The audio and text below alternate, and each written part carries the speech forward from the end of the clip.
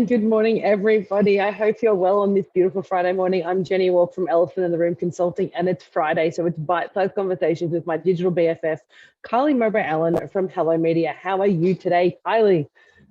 Good. Hi, nice to see you, Jenni. It looks like you're in a wonderful spot up there, ready for a big conference day. How are you going? I am doing really well. Yeah, I'm sitting on the balcony of the Nestimo restaurant at the Greek Club. And if you're in Brisbane, you need to come to this place. It is amazing. And the view of Brisbane is gorgeous. And so they've let me use the room this morning. Beautiful thing about being a business owner, I can work from anywhere. And we have a really cool conference today with talking about business change and success and how we've grown, and really just about how to design a business to suit you. Very excited about today. I'm going to be there with you this afternoon, and it's been how long since we hung out in person? I don't know. Far too long. It's got to have been over a year by now. I think it must be. It's a bit crazy. Like, that was the thing yesterday at conference, was seeing all these people going, oh my gosh, I have not seen you in person. So some of them were 2 years since we've actually seen some of these people in person, and some of them online, not even for 18 months. So it was amazing to see all these people and reconnect, and just to listen to the stories that they're sharing over the last, their changes and what they've done and how they've pivoted in the last couple of years.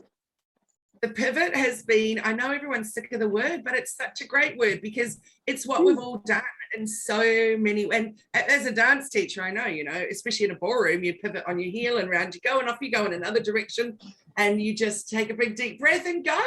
And I feel like that's what we're all doing, and we've done it over and over in the last couple of months. And there's actually, someone asked a question yesterday, which I really found it fascinating. So the group of panelists on the stage, and someone said, how do you know when it's time to quit? And it was a really interesting, because the women on the stage went, I don't understand the question. What do you mean you want to quit? It's like, I don't get it. And it made me think, and this is what I was really interesting talking about clarity today, it made me think, what is it? And that's where pivot comes in. It's not about quitting, it's about recognizing where you need to move towards or move to, rather than where you are at the moment. So you don't necessarily have to, and I said yesterday, not throwing the baby out with the bathwater. It's actually trying to work out how to throw the baby out with the bathwater without throwing out the baby.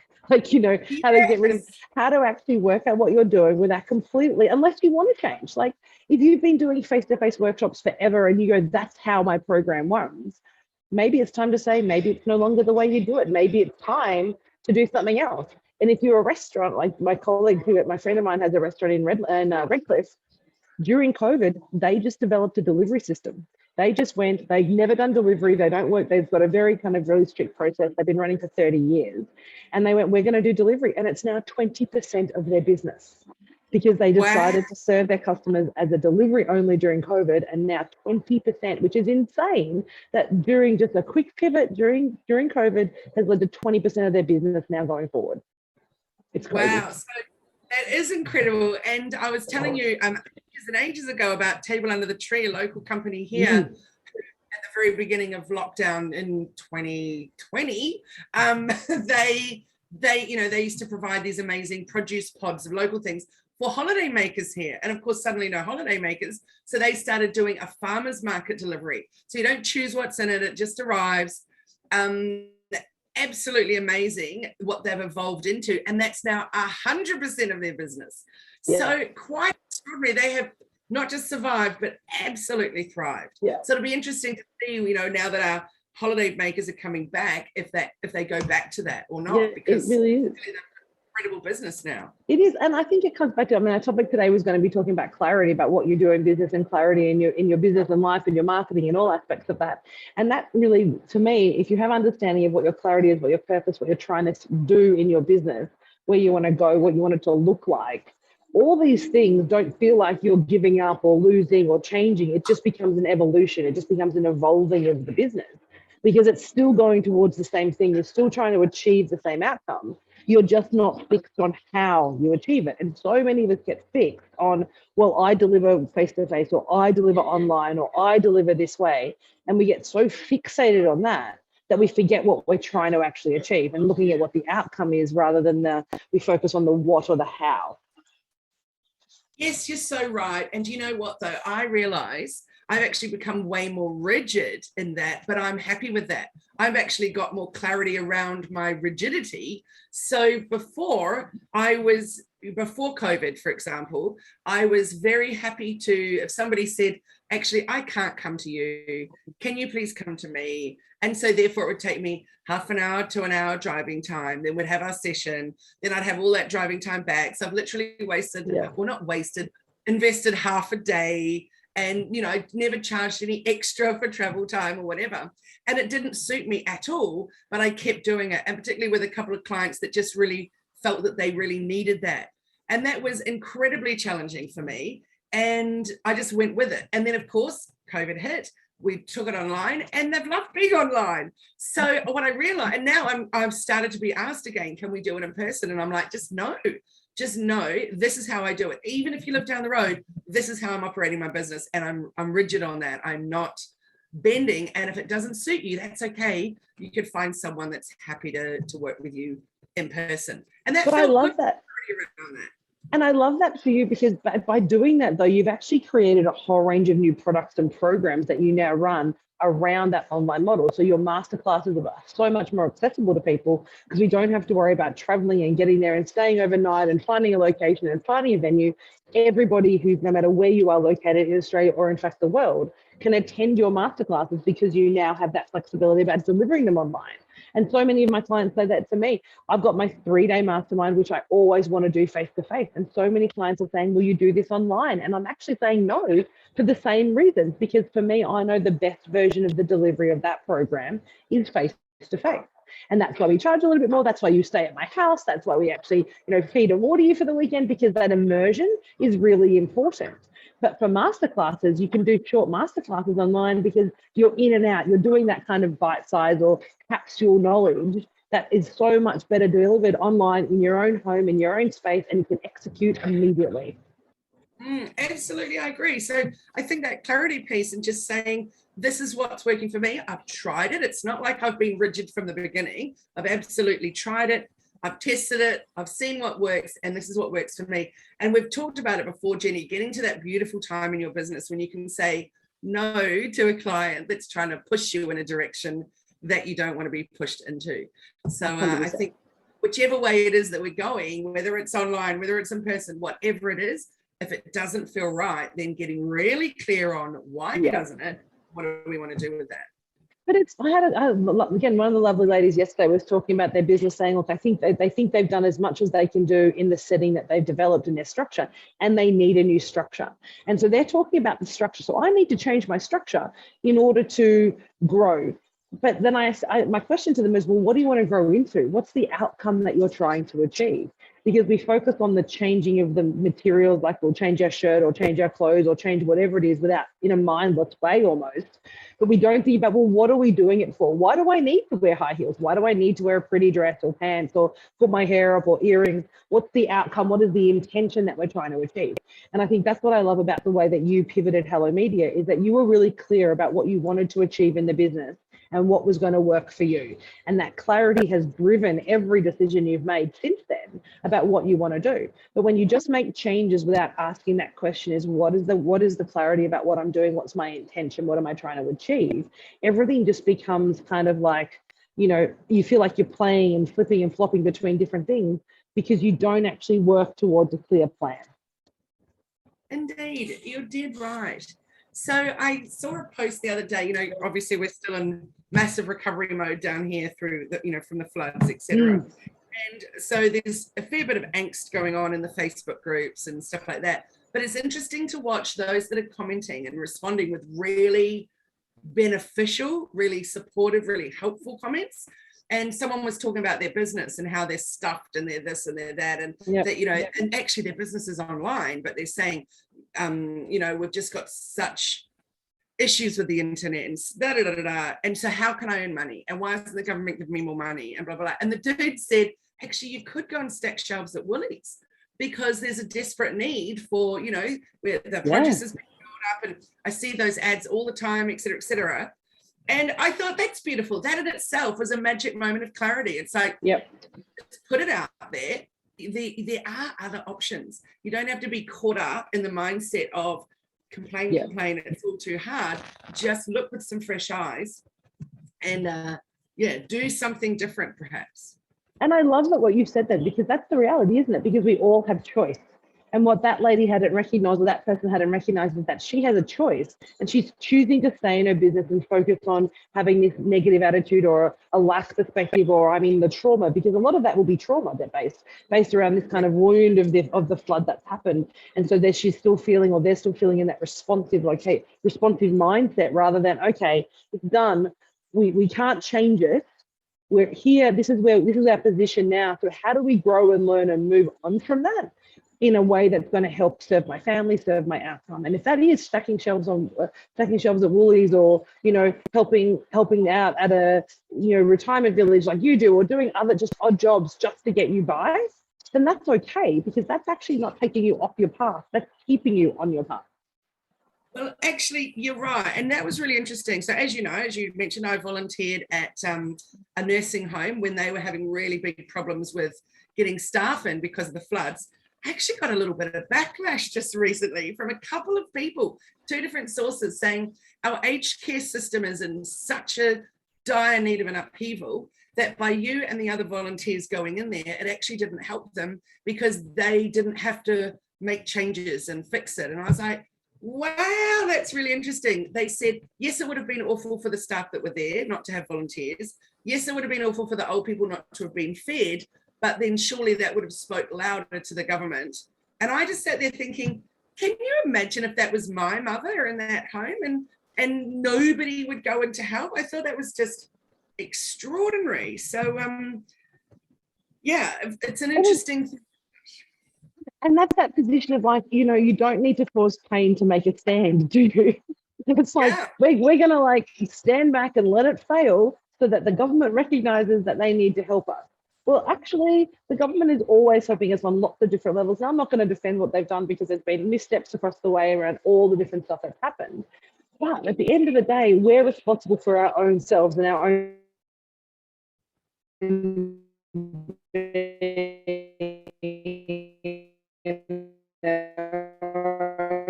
response to things. And we're all human, aren't we? We're all supposed to be helping each other. We're supposed to be coming together collectively on some level to try and actually build each other up. It's not actually about saying, well, I'm going to actually not worry about you, and it doesn't matter if you get hurt or you don't get served or whatever it is, because I'm making a stand. That's a pretty selfish and a pretty kind of low level for me, from my perspective. And apologies if I sound very judgy, but for me, that's actually a really poor lens, because you're looking at it from a self-interest perspective rather than a broad community perspective, I think, anyway, or a short-term perspective. You just said community, and it's that magic word. So my clarity comes around community. So I have to prioritize community, because I've had a lot of support from the community over the decades, and I want to give support to my community. I think at the end of the day, that's where it's at. Not for all of us, obviously, but for some of us. So yeah, again, coming back to that clarity piece, that's what's important for me. That's what fills my cup, or that's my love language, or whatever it's your mission. That's your entire mission. Like, if you could, to be honest, I think if you could survive on charity alone, and giving charity and doing community work alone, you would do that if that's what you could do for your family. But unfortunately, you can't survive entirely on that space. So and you love the work you do with Hello Media, so there's that balance. But what you do with Hello Media is bring people together, don't you?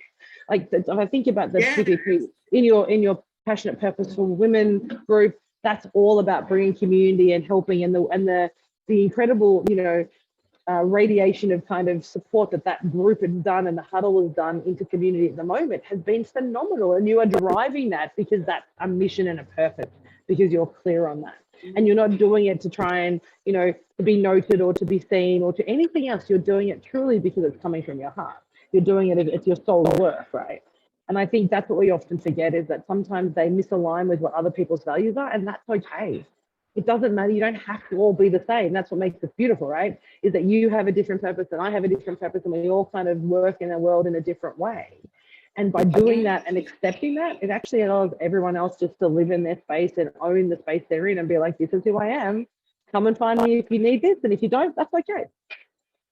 Jenni, I totally agree. And I'm just thinking then, for those people listening and who think, crikey, I'm in an absolute befuddled mess. And I've heard a lot of people saying, lately, ooh, like my favorite word, is I'm just discombobulated, but it's such a good one for describing a lot of what's going on. And it's also with the world, with what's going on with the Ukraine and everything. Like, there's a lot of worry and distress on a lot of people's minds right now.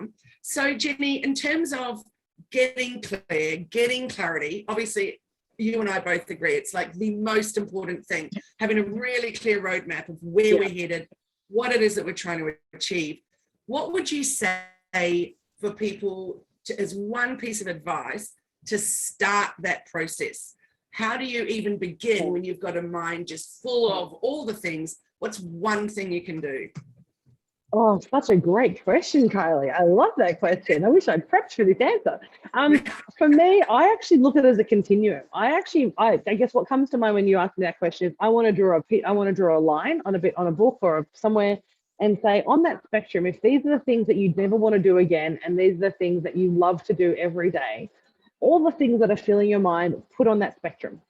And put all the things, so from the things, start with the stuff that you love to do and work your way back and just find its space on that spectrum from what I never want to do again to what I want to do forever and every day if I get paid or otherwise to do. And then look at how you can actually start shedding the things to the left of that, the start things that you don't want to do, and start building your business around the things that you want to do every day that fills your cup and that you love and that's going to love you back, right? I was saying, yes, I'm going to start a workshop that says how to build a business that you love, that loves you back, because that's the biggest challenge. Like, we do things, but the business doesn't necessarily love us back. So this is the first step to that, is getting clarity around what do I like to do, what don't I like to do. Write that on a piece of paper, all the things, like I'm into all the things, washing, cleaning, washing the car, feeding the dog, cleaning up poop of the dogs, whatever it might be, right to like doing coaching. And if you do that, and then actually look at which part of that actually lights you up. And that piece, those things on that actually make you fill your cup as you're writing them down, that's where you need to focus. And that's where you need to create a business around that stuff and find ways, systems, processes, support, team members to help you start getting to shedding and moving on from those things that you don't want to do anymore, because that's how you'll create a sustainable business that you want to go into every day, rather than just going, oh, I really want to help the world. Well, what the heck does that mean? Like, be clear on that. Does that help? I don't know. That would be my answer. So let's go to stage 2 then. So we've got that piece of paper, we've got our line, and we've got from far left to far right and all the things. So then I feel like stage 2 would be then cut that piece of paper in half. All that thing you don't want to do, you're just going to toss that one, and then we're going to focus on that top half of the line. And where we're going to go. And I feel like step 3 will be your do first matrix, or the Eisenhower matrix. And then we work out, okay, what is it to get some real clarity on where we're headed with, say we've already got a business in place, or we're trying to launch a new one or something. What needs to happen next? So rather than a do first matrix for today, a do first matrix for the next 6 months, perhaps. What do you think about that? I love that idea. And I use that kind of model. And I know we've talked about this, but I love that idea about saying, let's just look at what are the things we need to do to create a business around the stuff we love. And that's a beautiful way, because then you're not in overwhelm, are you? That's the thing, is we're not getting into this state of, oh my God, I've got all these things to do today. You're actually just looking at the stuff that you might want to explore. There's no commitment. There's no kind of pressure. It's just giving you a framework and giving you a structure that you can then start planning around. I love that idea. So then what about we chat with people about what does that matrix look like? So we've got we've got our next piece of paper. We're going to basically make a cross, right? So, or a plus, whatever you want to say. And then we're going to divide that up into 4 sections. So do you want to go through people do you want to explain for those that aren't aware of the do first or the Eisenhower matrix? Sure. Basically, we're looking at what's important and what's urgent. So if we're looking at it from a 6-month or a bigger picture, the first quarter, so the top left piece of that is the stuff that you need to do first. So if you're setting up a business, that's the things that you might want to think about to do that's going to actually help you set the business up. So identify partners, identify space, identify products, identify a brand, identify kind of what you're trying to achieve, so the clarity piece. The next piece is the stuff that you need to schedule. So this is like the second tiered stuff. This is the stuff that will happen and fall out of that first box. So I decide I need to be clear, define my brand or create a new brand for this new product or this pivot, then I need to engage a marketing consultant like Hello Media or Kylie to actually help me do that. So that would be in the schedule box. So the first top left is around the stuff that we need as a foundation, the stuff I need to do to start. It might be a bank loan, it might be a business plan, it might be, working out products. Second thing is things that you need to schedule. So that's the stuff that needs to happen after you leap, after you take that leap. What are the things you need to do next? The bottom left-hand side, so this is the third box, is the delegate box. And this is the stuff that you need to do, but you don't have to do it or you don't have the skills to do. So that might be something like, well, I actually need to develop some systems and processes or build a website. I'm going to delegate that to someone else. I need to actually create an email sequence, or I might need to actually create some, physical structures around what I need to do. I delegate that to a tradesman or somebody who specializes in that area. And the fourth box is the most amazing box, for this is the stuff that you don't do, you discard, you get rid of, you leave, you shed, you move on from. And they're all the things that you kind of are holding on to out of habit. So when you go through that list that you've written out, there will be some stuff that has crept into that the things that you just don't need to be doing anymore. So that might be like you don't need to run face-to-face workshops anymore. Get rid of them. Or you might say, I don't want to run online anymore because it's doing my head in, so get rid of it. So actually give yourself permission to get rid of things you don't want to do anymore. And then that gives you a 3 to 6 month plan. So the first box is probably the next 0 to 3 months of stuff we need to do to start the business. Second box is the stuff we need to schedule after that, so 3 to 6 months. And the third box is stuff we want to delegate to other people to do for us at the same time. That's supporting. So imagine it's the bottom half, it's supporting all this work up top. And then the get rid of stuff is just the things that you just are wasting your time and are lots of noise in your world. So for example, if you are a business that doesn't really do very well on Twitter, stop posting on Twitter. If Twitter's not your space, or if you're actually, for example, if you're someone who's like, oh no, but everyone told me I should be on Facebook, but Pinterest is where it's at for you, get rid of Facebook. No, don't completely, but don't focus on Facebook anymore. So have a look at how you can actually shed the stuff you're doing and build it into your strategy. And that becomes a nice plan and strategy for the next kind of 3 to 6 months in your business. Yeah, beautiful, beautiful. One of my favorite spots is that number 3 spot, that delegate. Yes. So many of us business owners, it is incredibly hard to hand over those other jobs. Yeah. And luckily, you and I both have teams that our teams behind the scenes, and wow, what a difference that's made to both of our businesses. Definitely.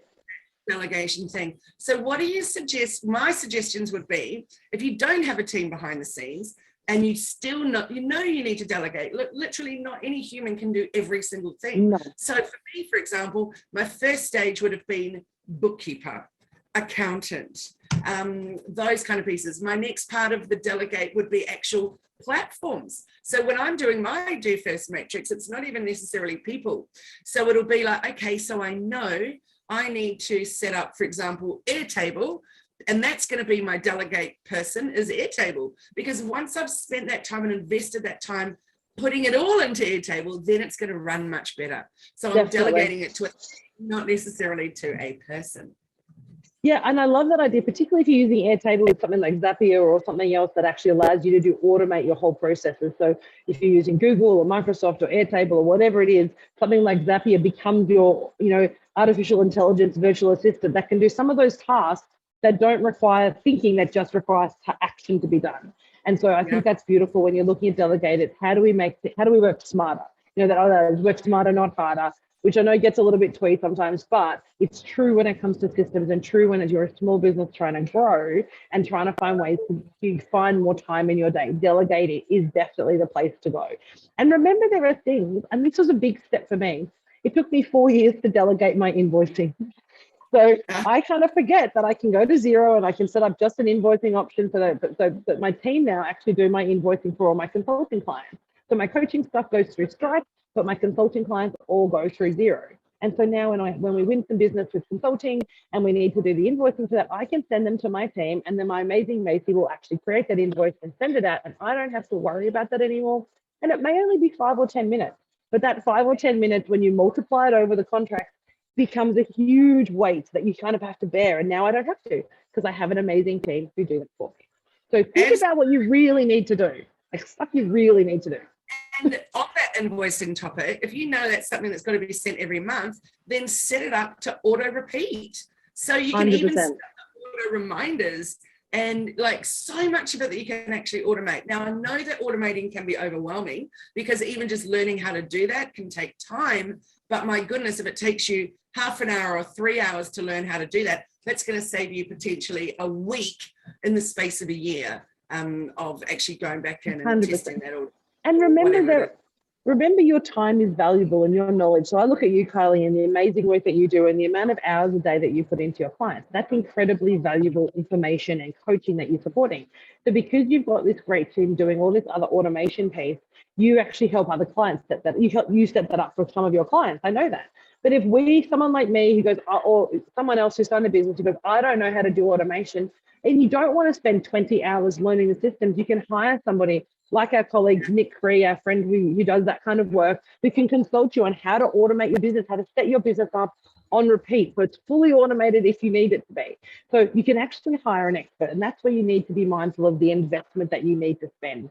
And this is the one thing that I think is that we often forget is that you don't have to spend a lot of money to grow and build a business, but if you were going to spend money in one place, it would be on finding someone who's going to help you set your structure, help you set up your systems and processes. And that's where the money is best invested. So whether it's the branding identity that you do, whether it's the business structure and coaching like I do in terms of how to actually build your business, and someone like our colleague who actually can build your automation for you. And then you don't have to, that's where the money is best invested, rather than necessarily buying a fancy new something or, buying a new computer today when you don't really need it. Spend that $2,000 on someone who's going to help you run your business more effectively, because then that $2,000 will come back in spades when your system runs and your whole business runs better. I think that's such a great thing. And I've talked about that twice yesterday with different people, that exact thing that you mentioned, which is about finding the right person. And what we were talking about yesterday, which I just think I've just got to say it again, it's when you see someone doing something that you think is great, or they've done something that you want to do, or they're doing something in the way that you think is really clever, then get with them.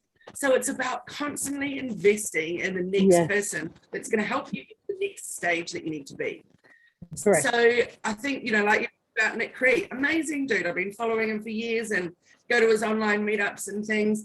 Very, very clever man. But what's clever about him also is he's constantly learning. He doesn't just sit back and go, wow, I nailed that. Like I'm sure he's got a everyday thing where he's looking for that next thing and that next platform that's going to make things more simplified. And so I think always, all of us have got to remember the next thing has got to be where you invest your business is in somebody to help you get to that next stage, or make something easier, or pick off a load or something like that. 100%. So, and it goes back to your first point though, doesn't it, Kylie, about knowing where you want to go, right?